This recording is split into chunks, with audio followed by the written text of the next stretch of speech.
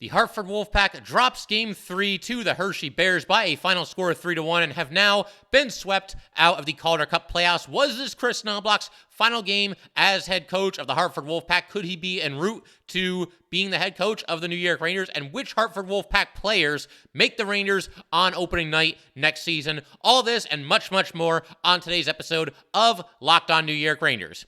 Welcome back, Blue Shirts fans, to episode number 830 of the Locked On New York Rangers podcast. I'm your host, John Chick. Just want to thank you guys, as always, for making Locked On New York Rangers your first listen every day. We are free and available on all platforms, including YouTube.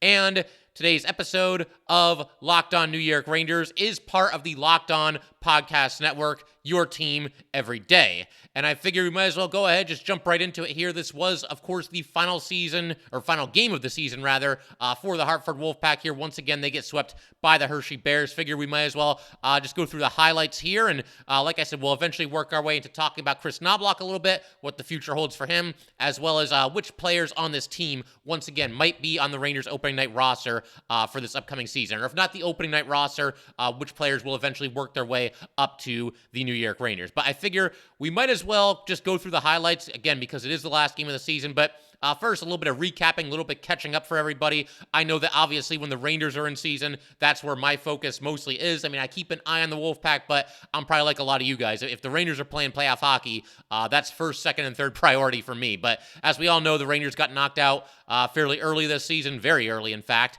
And, Wolfpack made a nice little run here, but now that comes to an end as well. But for anybody that needs some recapping to be caught up, whatever the case might be here, Hartford Wolfpack in the regular season finished 5th in their division with a record of 35, 26, 4-7. And I should also explain that some teams get buys in the Calder Cup playoffs. The Wolfpack, of course, were not one of those teams. Just didn't have the record or the division finish to be able to have a bye. So they had to play a best of 3 in what's the first round of the Calder Cup playoffs. They sweep the Springfield Thunderbirds 2-0. And then they advanced to play the Atlantic Division champion Providence Bruins. The Bruins were the number 1 seed in the Eastern Conference this season. Wolfpack didn't care about any of that. It was a best of 5. Wolfpack win the first 2 games on the road. They drop Game 3 at home. They win Game 4 at home and advance to this round against the Hershey Bears. And unfortunately, once again, they are swept. 3 consecutive losses. This round is a best of 5. The next 2 rounds will be a best of 7. Of course, the Wolfpack will not be participating in the next 2 rounds. But yeah, 3 consecutive losses here. The season ends. And, this is, to eliminate any confusion, this is basically the equivalent of the second round of the playoffs for the NHL. There are only 8 teams remaining at this point, or there were at the start of this playoff round, and now, of course, Hartford is eliminated. But I really look back at Game 1 as kind of the critical moment of this series. The Wolfpack kind of got outplayed in that game. Not even kind of. They were getting outplayed. But they scored a couple of goals, both on the power play, took advantage of some opportunities there. We're up 2-0 going into the third period. And again, despite being outplayed, they were in the driver's seat. Unfortunately, could not hold on to the lead. Fairly early goal by Hershey in the third period makes it 2-1. Hershey pulled its goalie with just north of 2 minutes remaining. And before the goalie even got to the bench, the Bears score and goes into overtime, and they win.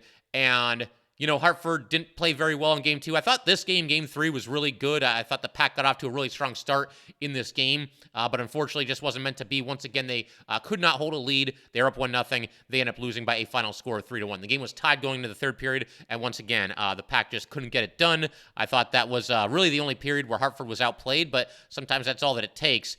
And to kind of just go through the highlights of this game, first period, once again, I thought Hartford got off to a much better start in this game than they had in either of the previous 2.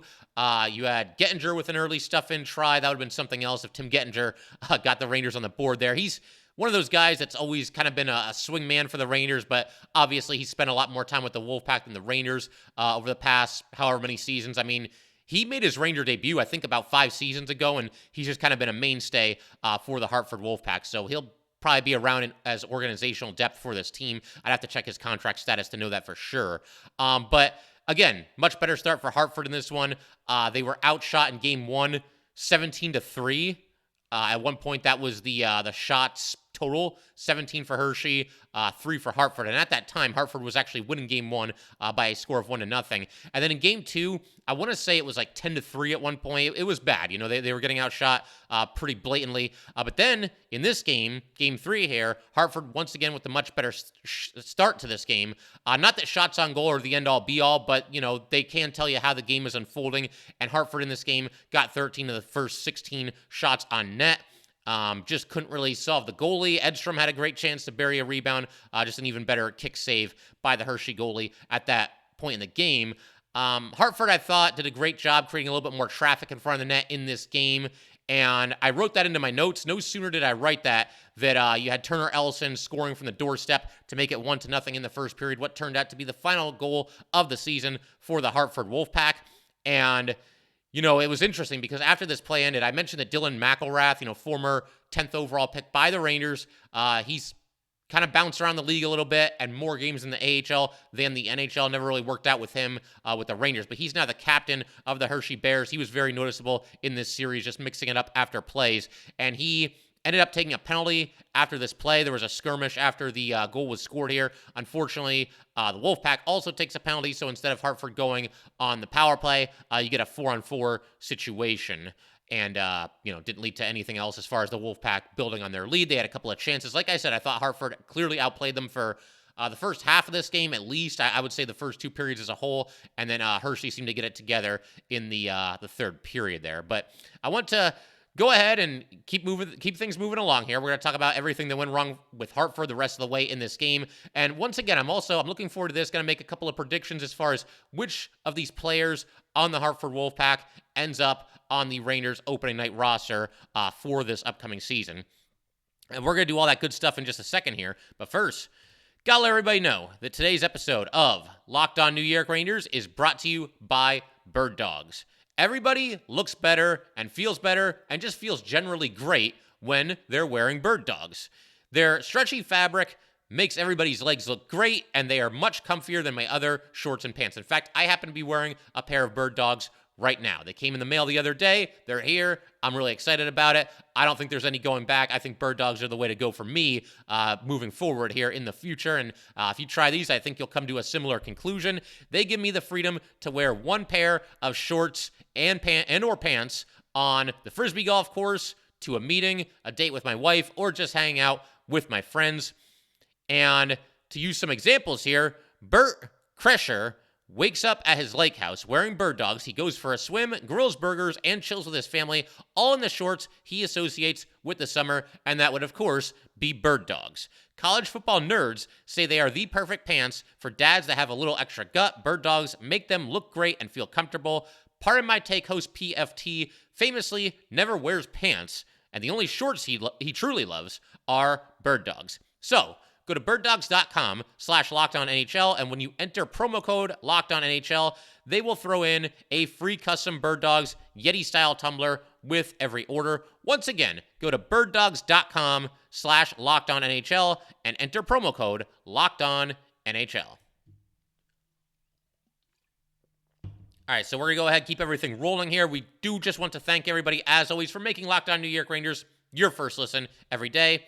We are free and available on all platforms, including YouTube. And for the everydayers, in our next episode, going to be talking about a couple of other head coaching candidates for the New York Rangers. The episode's already recorded. Very excited about that. We're going to, as I said in the past, leave no stone unturned and just try to figure out who's going to be manning the bench for the New York Rangers for this upcoming season. But that's tomorrow. As for right now, we're continue talking about the Hartford Wolf Pack here, just kind of put a bow on their season. I have to call some attention to the fact that Knoblauch and the coaching staff, they made the decision to go with Louis Domingue in this game over Dylan Garand. And I thought this is a little weird. I think I would have stuck with Dylan Garand. And again, for anybody who needs some catching up, Louis Domingue had the better regular season between himself and Dylan Garand. Domingue's goals against average was right around 2.51, and Dylan Garand's was just barely north of 3. I think it was like 3.01, somewhere in that vicinity. But when the Calder Cup playoffs started, they went with Dylan Garand, and he played so well they couldn't even consider taking him out. We talked about the sweep against the sweep in the first round. We talked about that was against Springfield, and then we talked about in the second round against Providence. The Wolfpack took them down in 4 games in the best of 5. Dylan Garand was the starting goalie for every single one of those games and was absolutely phenomenal. In all those games combined, again, there were 6 games in the first 2 rounds combined for the Wolfpack. Garand had a goals against average of just 1.17. I'm almost positive that was right. I remember seeing that going into this most recent round here. But he was standing on his head, one of the biggest reasons why the Wolfpack made their mini little Cinderella run that they made here. And then in this series, I mean, game 1, I thought he was outstanding. There wasn't really a whole lot he could do. Game 2, I mean, obviously it wasn't his best. He gives up, 4 goals in that game. Were some of them stoppable? Maybe. I wouldn't label any of them a soft goal. But then to, go with Louis Domingue, who hadn't played in about a month. A little bit of a questionable decision there. I understand, he's the veteran and he's been around, and maybe you just need to change the energy or change something, try to get things going back in your direction. But I don't know. For me here, I certainly would have gone with Dylan Garand. To me, he's one of the biggest reasons why you got this far. So ride with him right until the end of the season. And again, yeah, he lost the first 2 games of this series, but I don't think he really played poorly in either of them. And in game 1, I would go so far as to saying that he played great. I thought Garand was outstanding in game 1 of this series and really kept the Pack in it for as long as he could. Domingue, a little bit of an up and down night for him. He had an early turnover where he was way out of the net and tried to pass up the center of the ice for some reason. It got knocked down.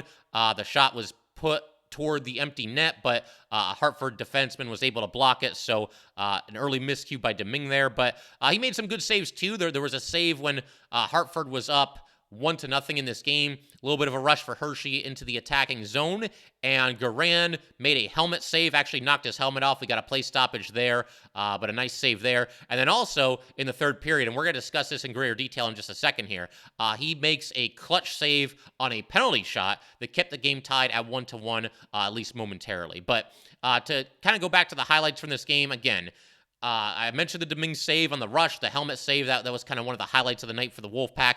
Hershey ends up tying the game at 15:05 on a delayed penalty against the Hartford Wolf Pack. That makes the score 1-1, and we go into the third period. Once again, tied at 1-1.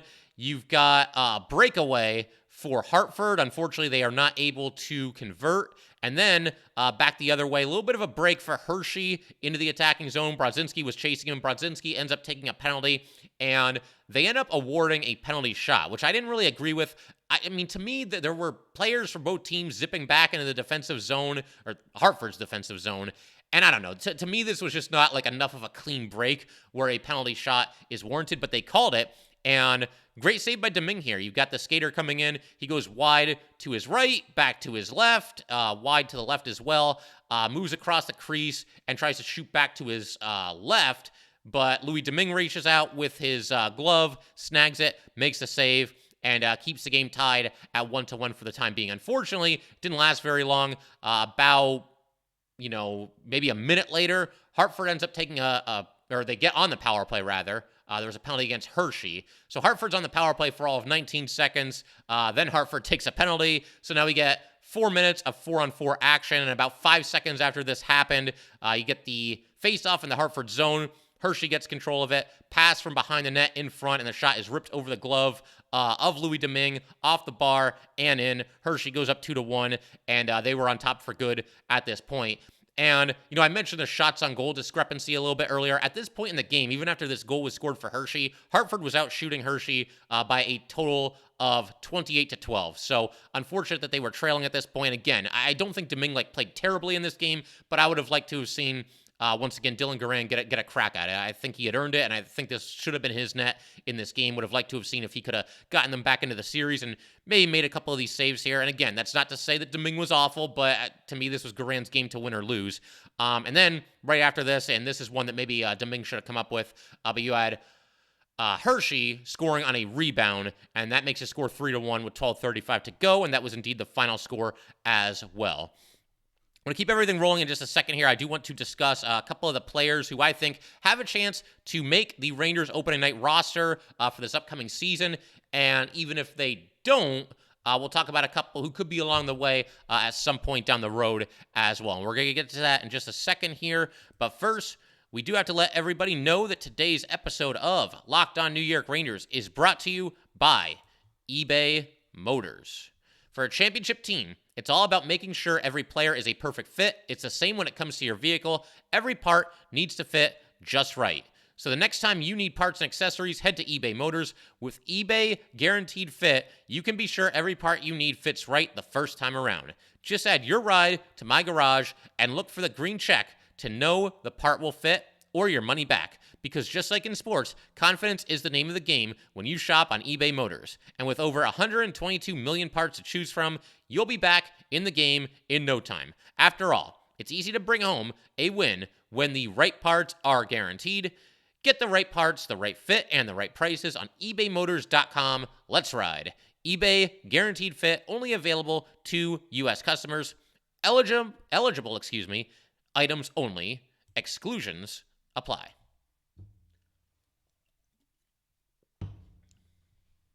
All right, let's go ahead and keep everything rolling here. We are going to talk about a couple of players on the Hartford Wolf Pack who I believe have a pretty good chance to make the New York Rangers this upcoming season. And we'll go ahead and start with Zac Jones here. I think Jones is your sixth defenseman on opening night. And I realize, as a member of the Rangers, he's kind of had his ups and downs, throughout a couple of years ago and also this past season.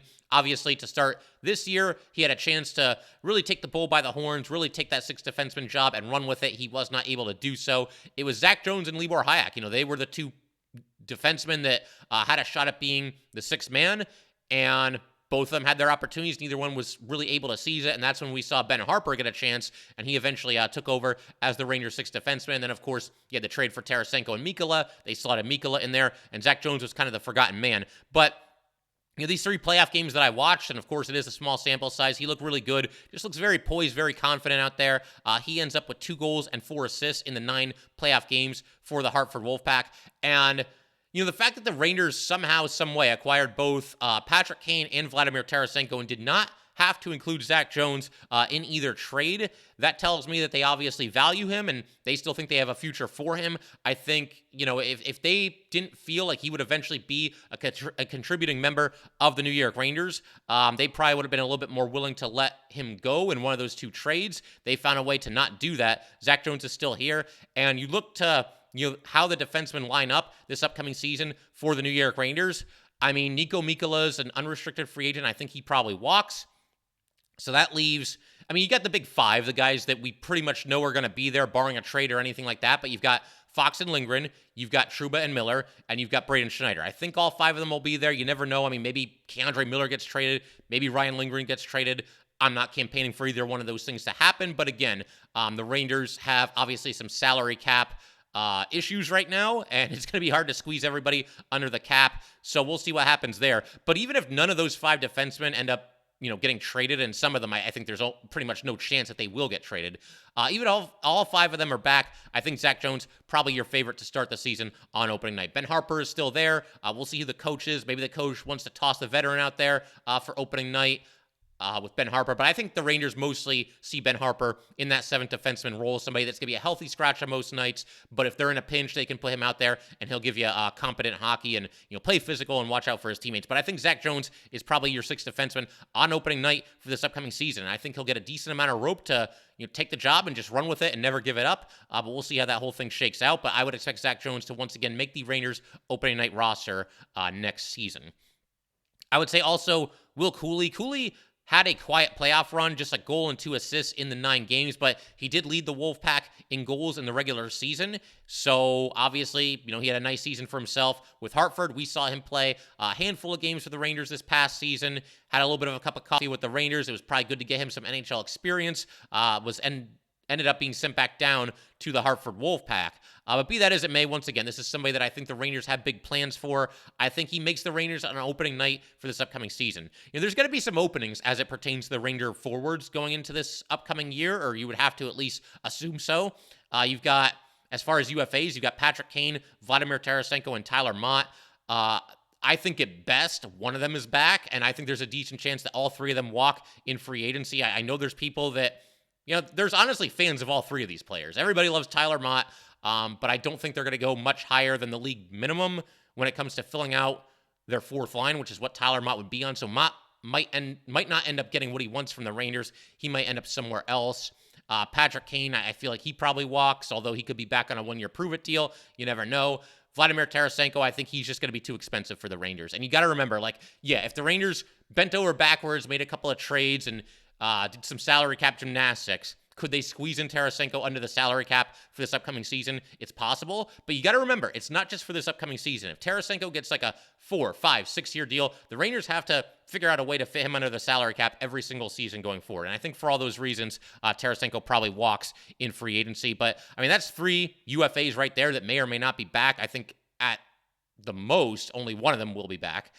Then you've also got Alexis Lafreniere. He's an RFA. I think he'll be back on one of those, bridge deals, kind of, something in the vein of what Capo Caco got, this past offseason. I think Barclay Goodrow is certainly a trade candidate. So between everybody I just mentioned, I'll take Lafreniere out of the equation, but between Kane, Tarasenko, Mott, they're all UFAs. Goodrow, who is a trade candidate for sure. You have 4 openings there, and I think Will Cuylle probably ends up taking one of them. He'll be there with the Rangers on opening night, probably on the 4th line, maybe the 3rd line. There is a little bit of a logjam as it pertains to left wing, though, and that's why I think Cuylle ends up starting on the 4th line at left wing next season, because you've got Lafreniere, Panarin, and Kreider all ahead of him. Again, you never know who's going to be traded. I mean, that's a whole nother topic for a whole nother, episode coming up. But all those players are under contract. Lafreniere is an RFA, but I think he'll be back. So I think you're probably looking at Will Cuylle being the 4th line left winger to start next season. And we'll see if something happens where one of those players can switch over to right wing and maybe balance this complete imbalance that the Rangers have between their left wingers and the right wingers. We will see. But I think Will Cuylle takes one of the spots next season. I think Jonny Brodzinski has a decent chance of squeaking onto the opening night lineup. Brodzinski, the Rangers seem to really value him as kind of a swingman between the NHL and the AHL. We've discussed this in the past. Brodzinski currently the captain of the Hartford Wolf Pack, and every season we see him get a handful of games with the Rangers, and I think this upcoming season will probably be no different. Something that always happens with Brodzinski, though, is the Rangers, the last 2 seasons, they've been buyers at the trade deadline. They bring in all these players, and that pretty much just kind of squeezes him right out of the lineup. It's unfortunate. I don't think he ever does anything egregiously wrong when he's up with the Rangers, but there's only so much upside when it comes to Jonny Brodzinski. But now that some of these players are going to be moving on, and there could be some openings, I could see Jonny Brodzinski maybe eking his way onto the opening night lineup this upcoming season. And one more that I'll throw out there, and he's not on the Wolf Pack right now. We had a chance to maybe see him with the Wolf Pack, depending on how the AHL playoffs and the OHL playoffs shook out for, the Wolf Pack and the Peterborough Petes, which is Brennan Othmann's OHL team.